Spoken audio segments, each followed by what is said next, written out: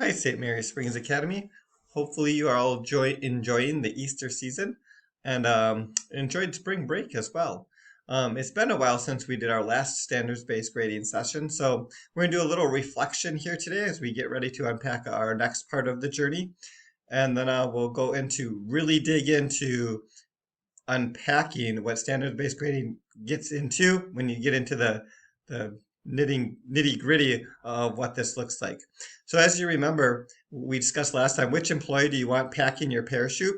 And we went through, would you choose employee 1, 2, 3, 4, or 5 due to the numbers that you see on the far right? My guess is a lot of you chose employee 1. I would love for them to unpack my parachute at a 92%. However, then we revealed the numbers of like very consistent is employee 1, but you still have a 10 to 5%, or including to the average, 8% of not making it. I don't know, that scares me just a little bit, to be honest with you. Then if we look at employee 3, started at a 20, at a 50, 90, 90, and then 200 at the end, gained a lot of skills, a lot of knowledge around the journey, and at the very end of their journey, were very efficient and effective of packing their parachute and ready to jump at the end of the journey. Even though that all averaged out to 75%, which is equated to about a C or a C minus in our grading scale. However, at the end of the journey, I would say they have all the mastery that they need to pack the parachute, and that makes me very confident of packing my parachute. So let's also do a little bit reflective as well of our grading scale. And this is how we ended the last session. We have the grades K through 3 proficiency scale, with 1 being emerging, 2 being developing, and 3 being proficient, of have mastery and application of the skills needed to reach that standard. Again, K through 3, we're going to their standards-based grading next year. We also have on this slide grades 4 through 8. We just did this for your reference. We are not going to do standards-based grading next year for grades 4 through 8, but that'll be the following year. But I still want to know the 4 is added up there for advanced and what that means as well, just to recap a little bit. So let's move this forward. Here we go. What do we know about these two golf learners? Well, we know their names, Sarah and Chris, and we both know they shoot an average of an 84. So I want you to think to yourself, what do you truly know about these two golfers and their game?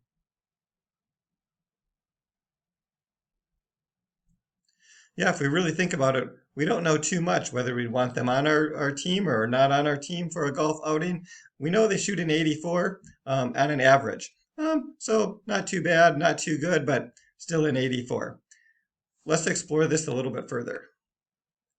What do we want these golf learners to know and be able to do? We know their goal equals 75. So Sarah, here's her journey, and Chris's journey is on the other side. We know Sarah started very early as she learned about golf, shot some 80, 79, 75. Ooh, that's pretty good. That was her goal.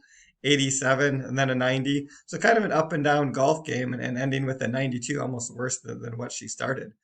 Over on Chris's side, she started at a 95 and shot a 90.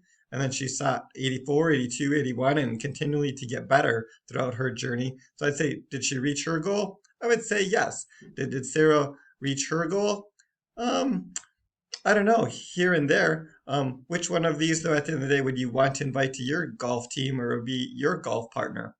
I'd venture to guess you'd prefer Chris over Sarah, even though they both averaged an 84.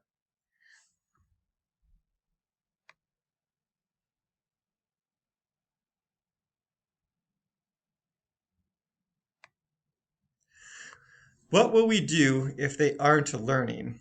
So if you look at both their golf games, you're like, there's probably pluses and minuses as they work themselves through that. But let's take a closer look at their game here. We have Sarah has long game skills, short game skills, putting, and an approach. Same thing with Chris on the other side. But if we look at that grading scale and thinking about that I brought to your attention earlier on in the session, we look at where the twos are, where the threes are, where the ones are. Where would you spend time with Sarah if you wanted to boost her average to a 75? Would you have her do a lot more mid irons or working in the sand?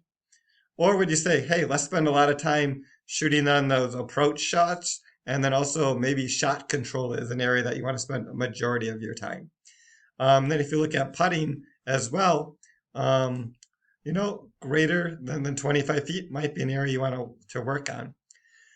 If you look at Chris's game, she might be a whole different learner. Where is her work needed to be done, and maybe some things that she could not work on as much because she has a pretty good skill and mastery over it. So you'd say, yeah, she probably wants to work in the sand a little bit more, and Sarah, not so much. So then you could really craft out where you'd want these golfers to go and spend their time to improve their overall game. So looking at all of that and unpacking that, if we relate that to our school system and our education system, we look at how you can make goals and really take apart and unpack all the learning for each child. How does that affect the teachers, the learners, and the parents? Let's look at the teachers first. It clearly identifies learning targets to meet for the individual learner's needs. Just as Sarah and Chris, we knew if they needed sand work or putting work or iron work. We also address gaps in learning and allow advanced learners to progress at his or her pace. So we can also, not only on the low end, but on the high end, and get them even better at those things because we understand where those things lay. The learners actively participate in the learning process by identifying learning targets he or she is working towards proficiency, and they can clearly identify what that looks like.